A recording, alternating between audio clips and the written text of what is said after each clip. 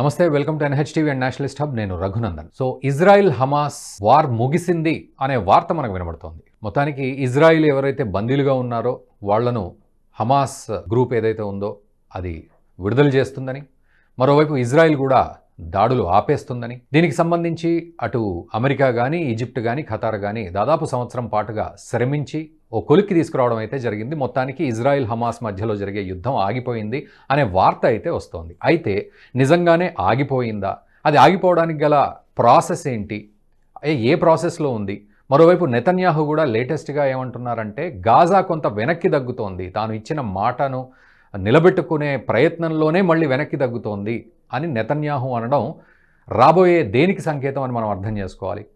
So ఇదంతా కూడా కొంచెం ఆలోచించాల్సిన విషయం. నిజంగానే వారిద్దరి మధ్య వార్ ముగిసిందా, లేకపోతే ముగిసినట్టుగా అనిపిస్తోందా? ఏముంటుంది భవిష్యత్తులో, పరిణామాలు ఏముంటాయి? ఇవన్నీ మాట్లాడదాం. మనతో పాటు డాక్టర్ కనగంటి రమేష్ గారు ఉన్నారు, centre for human security studies. Ramesh గారు నమస్తే, welcome to Nationalist hub. Sir, Israel Hamas war ముగిసింది అనే వార్తే ఎక్కువ వింటున్నాం, కరెక్టే, ఓకే, సీజ్ ఫైర్ అనేది. బట్ నెతన్యాహు ఏమంటారు, మళ్ళీ గాజా కొంత వెనక్కి తగ్గుతోంది, తన మాట నిలబెట్టుకునే క్రమంలోనే మళ్ళీ వెనక్కి తగ్గుతోంది. సో అంటే ముగిసిందనా, ముగియబోతోందనా, లేకపోతే ఇంకేమైనా పరిణామాలు ఉంటాయి? ఎలా అర్థం చేసుకోవాలి? అదే మన సంస్కృతిలో భాగంగా మనం మాట్లాడతాం కదా సార్, సంధికాలం అని. అంటే 7th October 2023లో ప్యాలెస్తైనాలో ఒక ఏరియా అయిన గాజాలో ఉన్న హమాస్ అనే ఒక టెర్రరిస్ట్ ఆర్గనైజేషన్ గాజా దాటి సదరన్ ఇజ్రాయెల్, దక్షిణ ఇజ్రాయెల్లో ఉన్న ఏరియాకు వచ్చి ఒక 1000 మంది పైగా చంపేసి, ఒక 300 మంది నుంచి 400 పైగా ఖైదీలుగా తీసుకొని ఇజ్రాయలీ సిటిజన్స్ని, ఇజ్రాయలీ పౌరుల్ని, ముఖ్యంగా యువతలను కూడా అటు గాజాలోకి తీసుకెళ్లి బందీలుగా పెట్టి హాస్టేజెస్గా ఉన్నారు ఇప్పుడు అక్కడ. దానికి in reaction to that Israeli defence forces IDF, Shin Bet అంటే ఇజ్రాయలీ ఇంటర్నల్ సెక్యూరిటీ ఏజెన్సీని, Shin Bet policing, Shin Bet IDF Israeli defence forces last 1.5 yearలో జరిపిన ఎయిర్ బాంబింగ్స్ కానీ, లేకపోతే మిలిటరీ కోంబింగ్ ఆపరేషన్స్ కానీ, దీంట్లో 46,888 మంది ప్యాలెస్తీనియన్లు మృతి చెందారు. ఇంత పెద్ద నరమేధం జరుగుతుంటే ఈ రెండింటి మధ్య, ఒక పక్కన ఇజ్రాయలీ స్టేట్, ఇంకో పక్కన గాజాలో హమాస్ అనే ఒక టెర్రరిస్ట్ ఆర్గనైజేషన్ మధ్య జరుగుతున్న ఈ పోర్లో ఆల్మోస్ట్ ఇప్పటికి రెండు వైపులా మనం చూసుకుంటే ఒక 60,000 మంది పైగా ప్రాణాలు కోల్పోవటం, వేల కోట్ల ఆస్తి నష్టము, మానవ హక్కులు ఉల్లంఘన, రెండు వైపులా 60,000 మంది అమాయకులు కోల్పోవటము జరిగింది. ఇప్పుడు లేటెస్ట్ గా జరుగుతుంది ఏంటంటే, United States of America president అయిన జో బైడెన్ ఇంకొక 4 రోజుల్లో దిగిపోయి ప్రెసిడెంట్ ఎలెక్ట్ రిపబ్లికన్ పార్టీ అధినేత Donald Trump is going to be the 47th president of the United States of America. ఇది ఒక అంటే ట్రాన్సిషనరీ ఫేజ్, సంధికాలం అన్నట్టు. ఇది ఒక వైపున.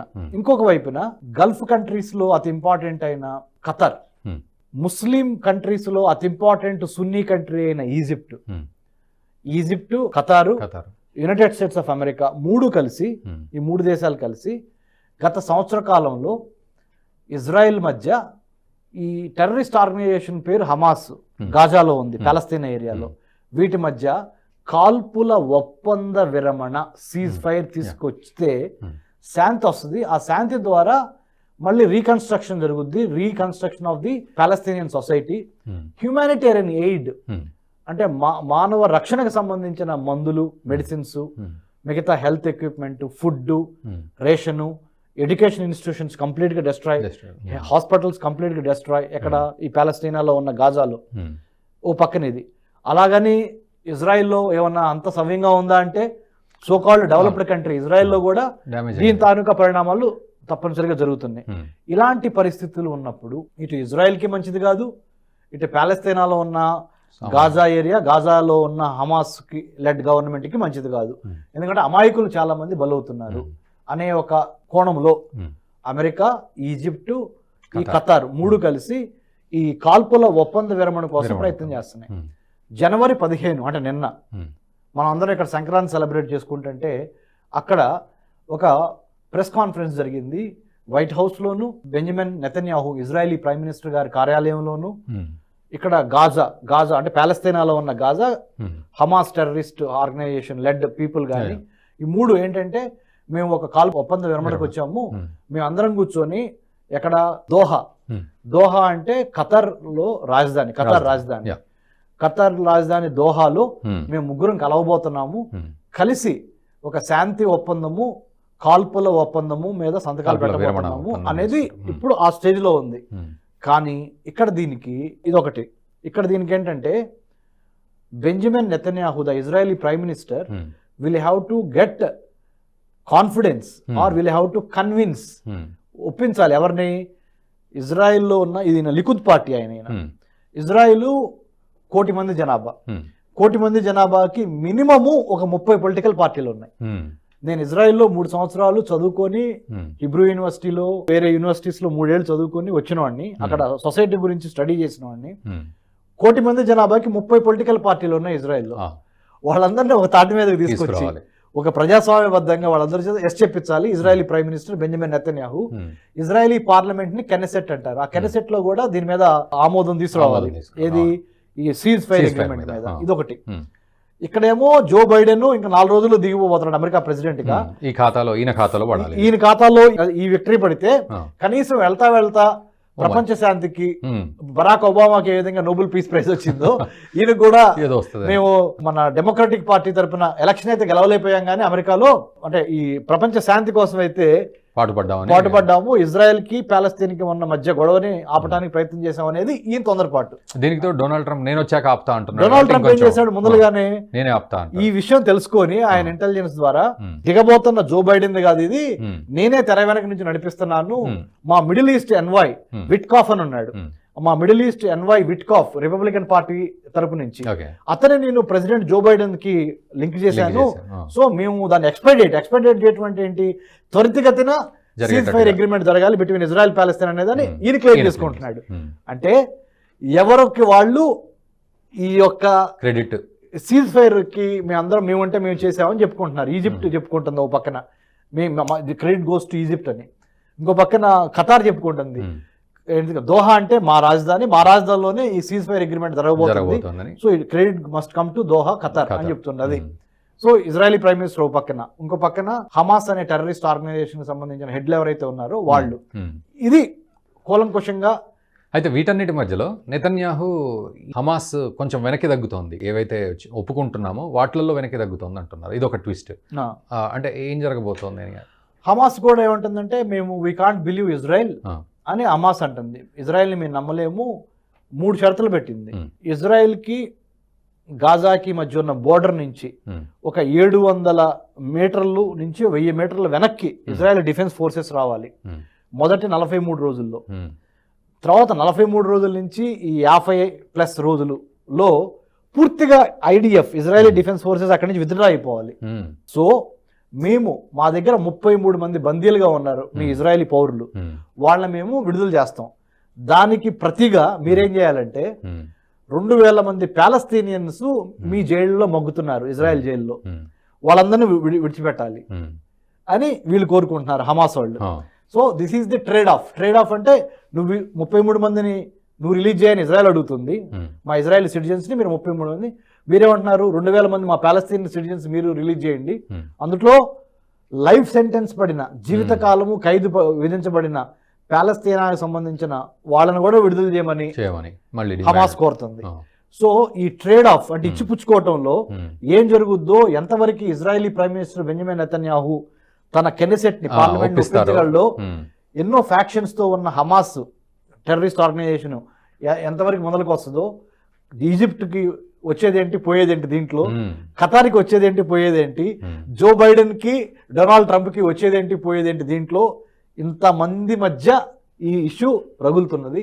We have to wait and watch another 24 to 48 hours to have a complete clarity about the ceasefire agreement between Israel and Hamas which is part of Palestine. And ఇక్కడ దాదాపు 250 నుంచి 400 మంది బందీలుగా ఉన్నారు అని మనం ఒక్కొక్క లెక్క వింటూ వస్తున్నాం.